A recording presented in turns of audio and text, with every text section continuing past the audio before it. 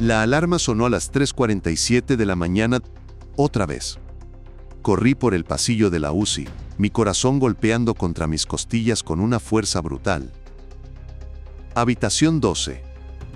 La misma habitación de siempre, el mismo bebé. El mismo patrón imposible que me estaba llevando al límite de todo lo que creía saber sobre medicina y sobre la vida misma. Su nombre era Daniel, 6 meses de edad. Y cada vez que su madre salía de la habitación, él dejaba de respirar. No lentamente, no de forma gradual, inmediatamente, como si un interruptor invisible se hubiera apagado dentro de su pequeño cuerpo frágil.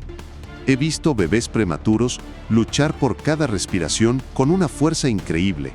He sostenido a niños durante convulsiones aterradoras, durante defectos cardíacos complejos, durante condiciones tan raras que ni siquiera tienen nombre en los libros de medicina. Pero nunca, en toda mi carrera profesional, había visto algo remotamente parecido a esto.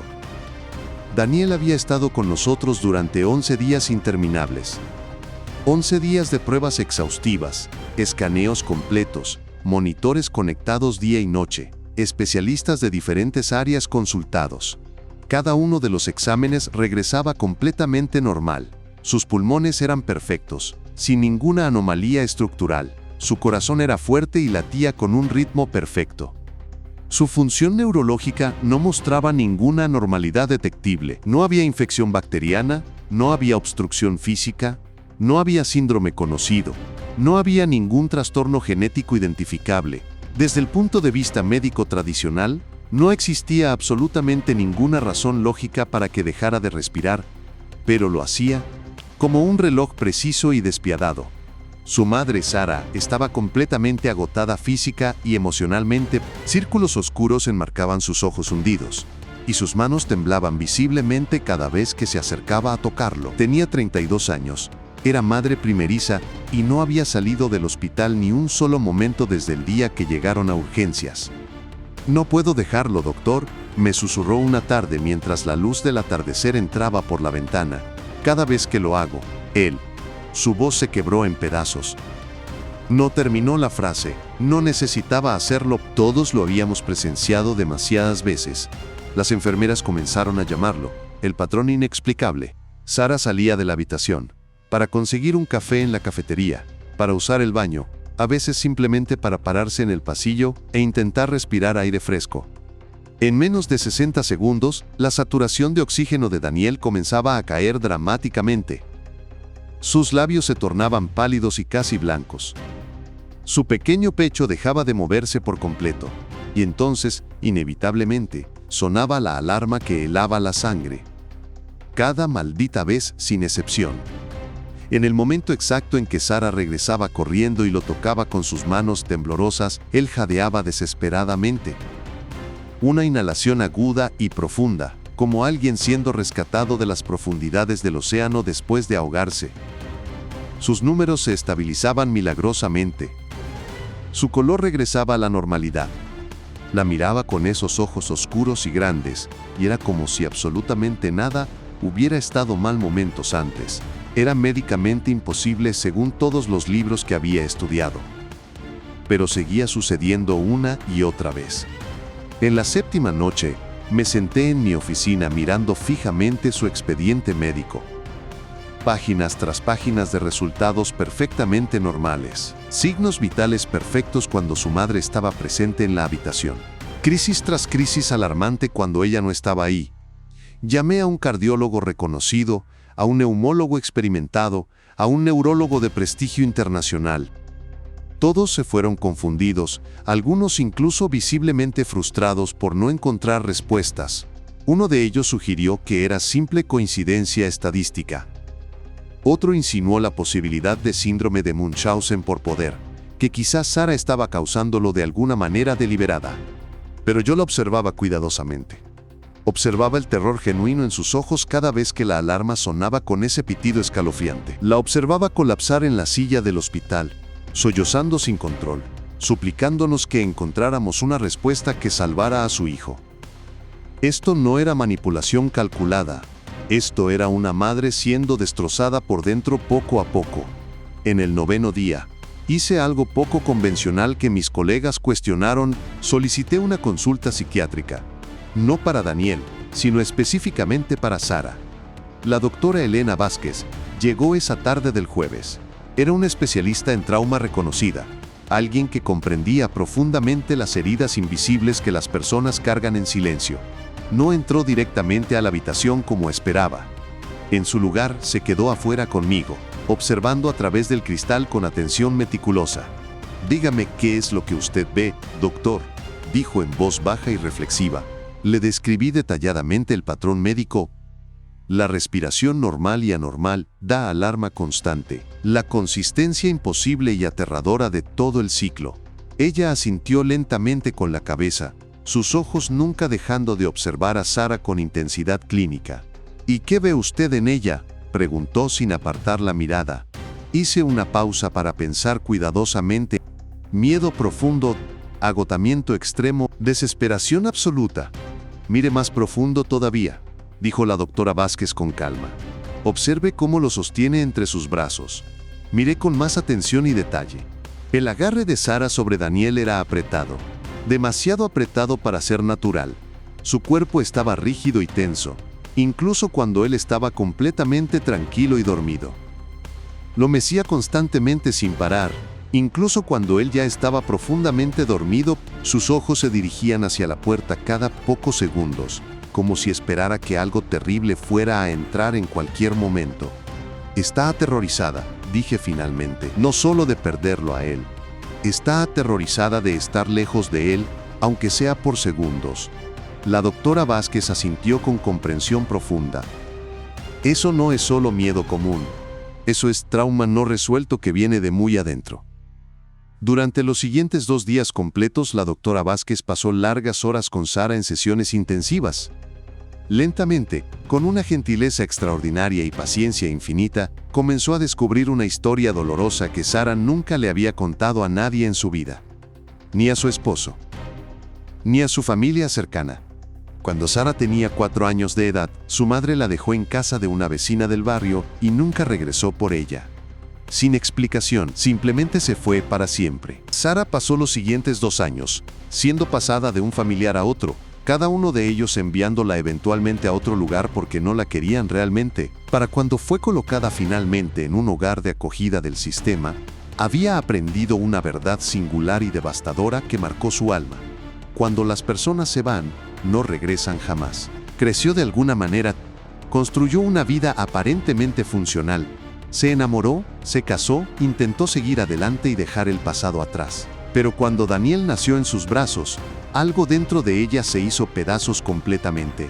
Cada vez que lo miraba dormir, se veía a sí misma, pequeña, vulnerable, indefensa, esperando a alguien que nunca volvería a aparecer. Y entonces, de manera completamente inconsciente, se aferró a él. Demasiado fuerte, demasiado desesperadamente, con demasiado miedo. Su cuerpo estaba en un estado constante de pánico silencioso, inundándose con hormonas de estrés cada vez que siquiera pensaba en alejarse de su lado, aunque fuera por un minuto. Y Daniel, con su pequeño sistema nervioso todavía en desarrollo y formación, estaba absorbiendo absolutamente todo ese terror maternal. La doctora Vázquez me lo explicó en términos médicos que nunca antes había conectado de esta manera profunda. Los bebés regulan su respiración, su ritmo cardíaco, todo su sistema nervioso completo a través de su cuidador principal, explicó con claridad. Se llama corregulación emocional.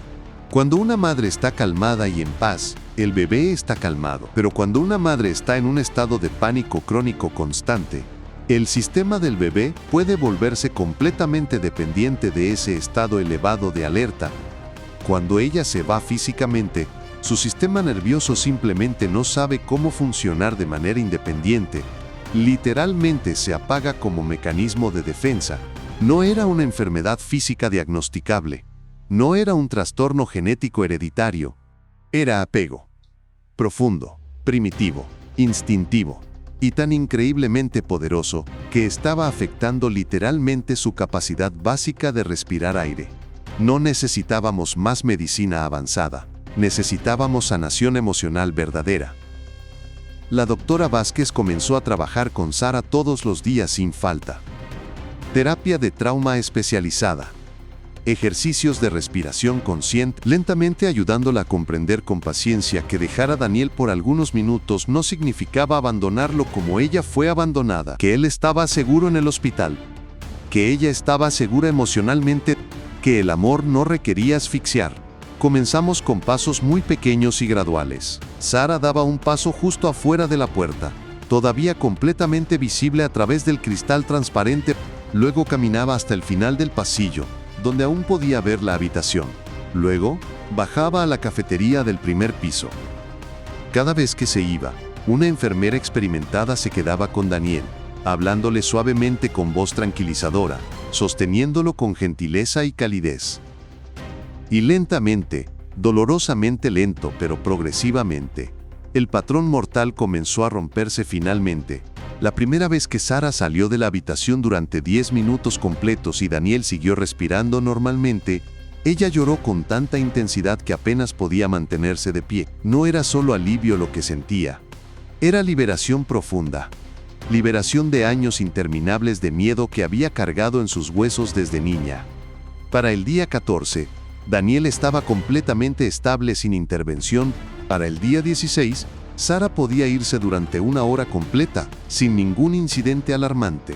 Para el día 18, los dimos de alta del hospital finalmente. Los acompañé hasta la entrada principal del hospital, observando a Sara cargar a Daniel en sus brazos.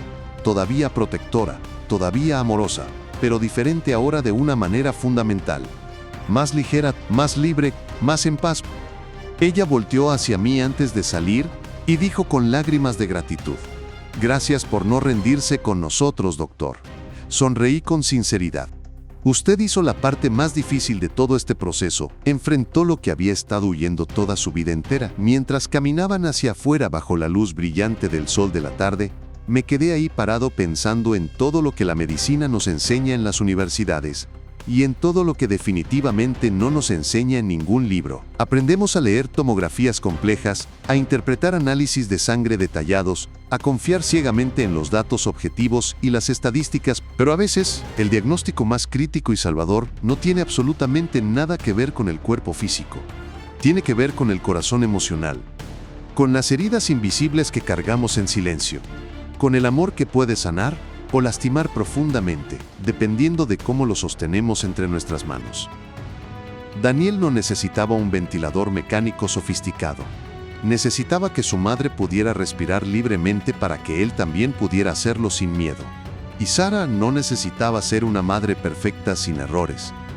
Solo necesitaba creer firmemente que el amor verdadero no requiere nunca soltar, pero sí aprender a aflojar el agarre. Lo suficiente para permitir que aquellos a quienes amamos aprendan a respirar por sí mismos con confianza. A veces, el acto más grande de amor verdadero es aprender a soltar el control, justo lo suficiente para dejar que las personas que amas aprendan a respirar de manera independiente y libre. Si esta historia conmovió tu corazón, si alguna vez has sentido el peso aplastante de heridas invisibles o has visto cómo el amor puede convertirse en miedo paralizante, suscríbete y únete a nuestra comunidad. Cada latido aquí cuenta una historia real sobre la vida, la conexión humana y el coraje silencioso que se necesita para sanar verdaderamente. Comparte tus pensamientos abajo en los comentarios. Quizás tu historia sea la próxima que contemos juntos. Hasta entonces, sigue escuchando atentamente, no solo a los monitores médicos, sino al silencio profundo que existe entre los latidos del corazón.